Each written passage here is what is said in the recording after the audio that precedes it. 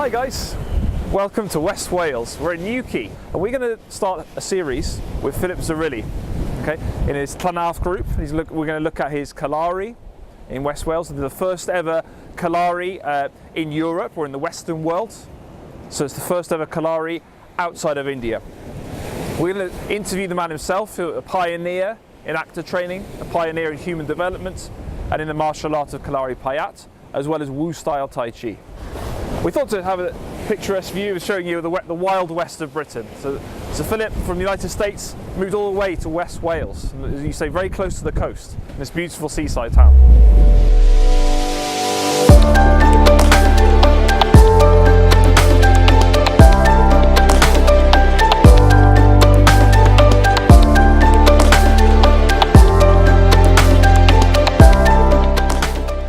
I came to Wales, and again, sometimes I can't remember the exact day. I think it was 98 into 99. I had first come to Wales sometime 95, 94, 93, can't remember. The Centre for Performance Research was located at that time at Aberystwyth University. It was just moving from Cardiff to Aberystwyth. Richard Goff and Judy Christie were leading it.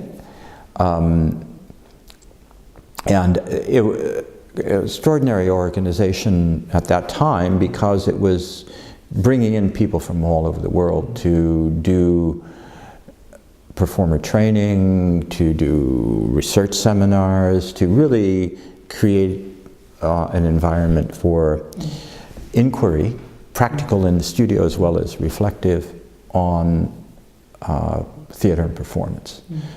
So it was very exciting, and they were doing wonderful programming at that time. So I got invited several times to come and participate in symposia and or to lead workshops, and I just went, oh, well, this is interesting.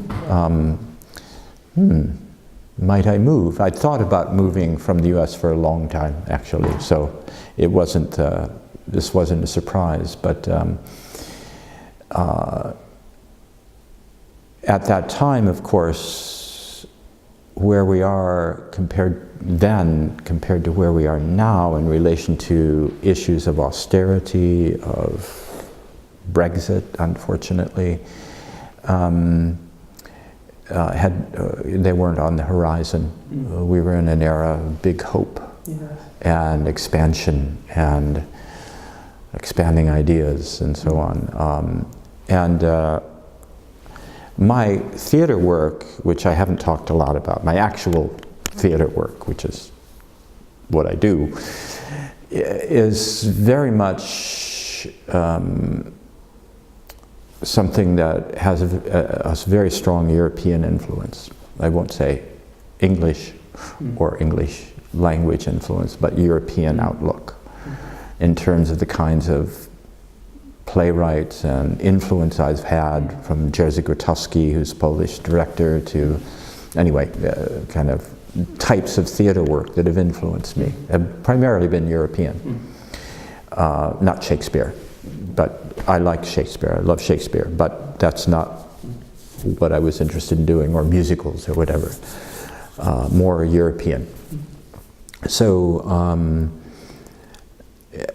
CPR was doing a lot of work then, and I thought, well, what if I found an opportunity to move to the UK? Because trying to do the kind of theater work I do in the US was very difficult. First of all, because the funding was horrific. When I was very young in theater, it was fine, but then with Reagan and continuing years and years and years of anti-arts stuff in the US and so on, the situation of the arts in the US is really pretty difficult. And what we see, of course, is the blossoming of commercial work in Hollywood and or musicals or whatever, and that's fine, but it wasn't what was of interest to me.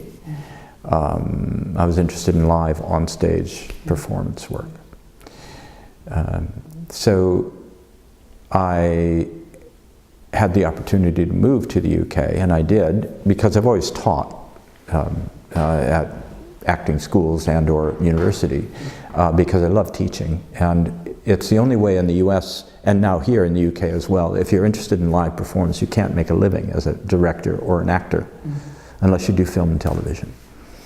And that's been true in the US for years and years. And it became true here also when the regional repertory system was abolished, essentially because of lack of funding. So again, these issues of cutbacks and cutbacks has really changed the way that people are able to support themselves. So it's fine. I love teaching, and so I just go, okay, I teach, but I also do my professional theater work. And they mix and fit together hand in glove.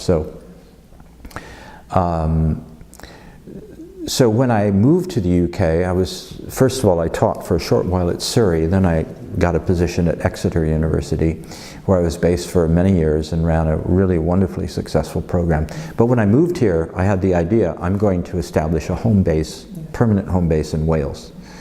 First of all, it was a place I knew I could afford at the time, where I could find a lovely place like this that had an outbuilding to do up into a studio that would be my own. So part of that was practical, part of it was because physically I thought Wales was extraordinarily beautiful, and it was being good to me in the sense of receiving me and then welcoming me. And so when I moved, I established this base in this place, and within a year and a half of moving, I'd opened the studio. And it's a great place because it's out in the middle of nowhere where you can really focus on what you're doing. And still make it here by public transportation, by bus. So being here in West Wales is a perfect place to have this kind of facility and to do both teaching that I do here, but also the small-scale rehearsal work that we do when I'm creating new work. The only difficulty is Brexit, you know, and as someone who's an immigrant, I really, really feel the tremendously negative effect of being from outside.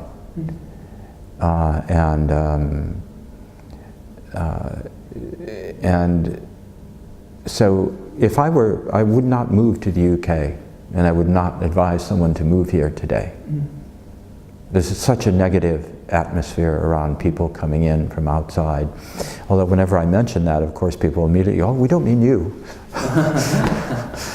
And being from the US, of course, where Trump's anti-immigrant kind of rhetoric is as bad, worse than it is here, as bad. They're both equally bad. In a country of all immigrants, it's just nonsense. So, because I think I've contributed a hell of a lot to the UK, because I'm fairly well known in what I do within those circles, whatever they are, and I moved here, and I'd like to feel more appreciated. Not that I want praise, if you understand what I mean. I'm talking about immigrants. People do. I came here because I thought it would be interesting and I could make a contribution, and I thought that contribution would be appreciated. And it has been, but also with all of this rhetoric out here in the world that's anti-immigrant, it has a negative impact. And I do consider at times leaving. So as much as I love it here and would like to continue with what I do here in this place with the people around here and all of the people I bring from all over the world here to work in this studio, it's not helpful. In the best of all worlds, of course, I would want to be saying, come to Wales, come to West Wales, and yes, for a holiday, yes, for this amazing environment that's around us here in West Wales, if we can somehow work on climate change and the other issues that face the whole world. It's a remarkable place, and the people of Wales in general have been incredibly welcoming. And my partner also she's Irish, and so there's that's the question mark that hovers. I'm not expecting us to get up and leave immediately, but I just think it's like it's a cloud that hangs over what is otherwise wonderful.